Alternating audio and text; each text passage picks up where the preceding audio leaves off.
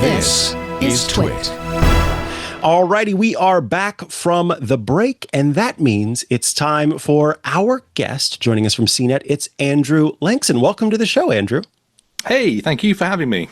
Absolutely. So you had the opportunity to review what I find to be a fascinating device, the Nothing Phone 3. And I read your review and thought it was really quite interesting. So I wanted to talk to you about it. You call the Nothing Phone 3, and I think the company does too, kind of the company's first true flagship. So can you talk about what makes this phone stand out as a flagship compared to its predecessors? Yeah, so that's very much the language that they're using at the moment. I was down at the launch event on Tuesday, so I've been able to spend some time with it, but there's a lot of testing and things to be done before I'm going to be necessarily agreeing completely with their marketing messaging. But their flagship claims really kind of, as it always does, comes down to the specs involved.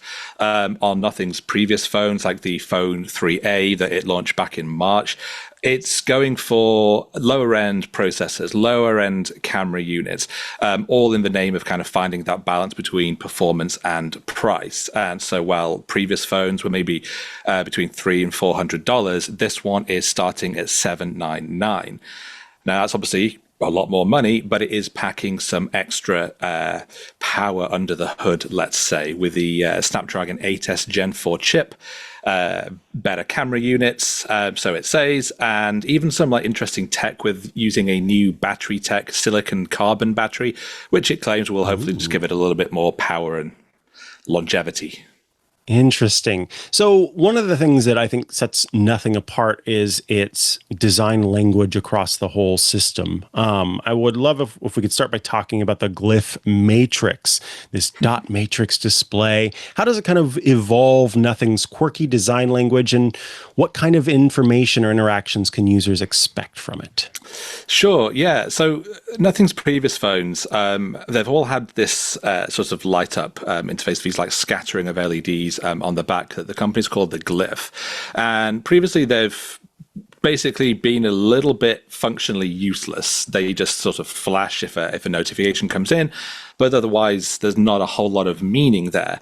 And with the Nothing Phone 3, they've essentially clustered those together and put it into this little dot matrix display that sits in the top right hand of the phone. Because it's an actual little display, it can actually show things, little pictures, little bits of text and stuff. So it's functionally a lot more useful because it can actually show maybe the time, maybe it will show the name of an incoming caller, but it's also thrown in what it calls the Glyph toys, various little kind of mini games that you can actually use to interact with the phone. But one of the ones in particular that sort of stood out to me was a way of playing Spin the Bottle just using the Glyph toy on the back of your phone. Now, maybe it's something that's sort of lost in translation, but for me, Spin the Bottle was a game you play at teenage house parties with a group of people, but they're very much like, oh no, if you're splitting the bill with adults at a restaurant, and that's what you'd use it for. I'm like, okay, if you say so, guys. Yeah.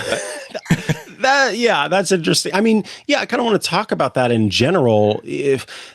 Are these sort of differentiators in a crowded market? Do you think it actually offers long-term utility? And maybe just kind of in general, how do you feel about these kind of, here's what we're doing that's a little bit different, and we've added an extra button. Do people, from your experience, end up sticking with that and using that going forward and expecting that going forward? Or maybe Nothing is just the brand that you go to get an extra button or get a Spin the Bottle Glyph toy? Yeah, I mean, I'll be fascinated to know if being able to play Spin the Bottle from the back of your phone is the thing that really separates this out. I'd be surprised, to be quite honest, but I do think that there is an element of these things and the previous lights being kind of gimmicks, but I do still think that it does separate them out. It is something now that the company is known for doing. And at a time when most phones being launched are essentially the same grey rectangular slabs, certainly as a journalist observing the industry, it's nice to kind of finally have something a little bit different to say, something that I haven't written about in previous reviews. So it's keeping me happy, if nothing else. In terms of long-term longevity of these tools, I think some of them are actually quite useful. You know, the basics of simply having the time on the back of your phone or being able to see an incoming caller when your phone is face down. Certainly, that could be quite useful. They've also opening the SDK to third-party developers and their community. So I imagine maybe things like maybe a countdown to when your Uber is going to arrive, something like that would potentially be quite useful. So I think really it's going to have to be a case of wait and see how people get to grips with this kind of thing, and of course see whether it makes much of a difference in their sales versus their competitors, I suppose.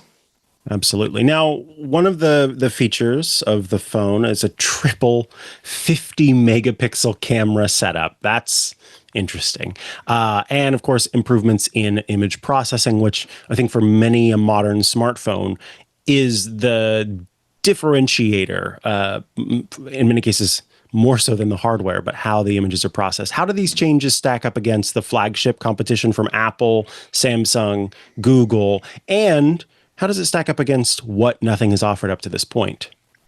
Yeah, I mean, on paper, it looks pretty good. They're saying all the right things. It's obviously, as you've rightly said, it's not just about the megapixels. It's about the software. It's about how it is then integrated deeper into the phone.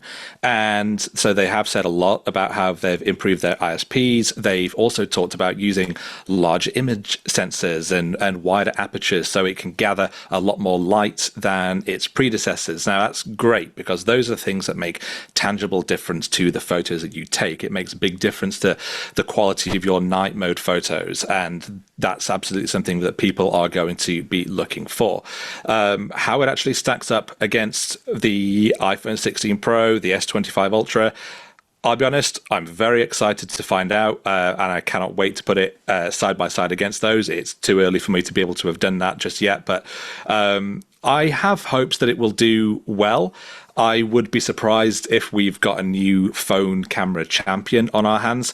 The previous ones have been a little bit of a letdown camera performance-wise. I think it's certainly one of the areas where they've maybe tried to squeeze a little bit more off that bottom line in order to charge lower prices. The cameras have been okay for the money, but certainly you wouldn't buy it if you were especially keen on your photography. So definitely looking forward to seeing how the flagship model compares to the more budget options. Absolutely. Now, I'm curious to hear how Nothing handles software, in particular this time around, because that's one of the, one of the things that I think kind of sets these different phone manufacturers apart when it's outside of what Apple provides. Did you notice any changes in Nothing OS that enhance the phone's personality, or perhaps make it more practical to use or less practical to use? Or what was are there many changes in Nothing OS with the launch of this device? There's not a whole lot visually from previous models. What I would say is, if there's anyone that is kind of considering this phone and has never used a Nothing phone before, it is a very different experience, simply because the company puts on quite a strong skin, as it were. It changes a lot of the visual interface. It relies on this very monochrome look. The apps themselves, even things down to Chrome and YouTube and other Google apps, have been turned all black and white with this very stark look, which on the one hand is kind of cool. You definitely have an interface that looks different to any other Android phone. It looks different to the iPhone. On the other hand, it's kind of annoying because you are just looking at just black and white apps. And I don't know about you, but for me, I really need those visual cues for me to be able to pick out certain apps. And I spend half the time when I'm using the phone just going, hang on, which one was this? Is this one the gallery? I load it up. No, that's not the gallery. That's like the sim tool or something. So I'm finding it very confusing, but it's certainly an interesting look. And I think that is probably something that people will enjoy looking towards. Absolutely. There's mention of AI integration, which I think you can't make a modern phone and not mention AI integration Yeah. somewhere via Nothing's essential space. What is that essential space, and how does it factor into the day-to-day experience of using the phone? The essential space, essentially, Yeah. is a repository for your. It's basically a brain dump space. As you have your stream of consciousness throughout the day, that your essential space is kind of where you would put things down, kind of like in a journaling tool. It launched it on the Phone 3A earlier this year. I had a play around with it when I reviewed that phone. And I actually think it's a good use of this kind of like semi-AI sort of thing.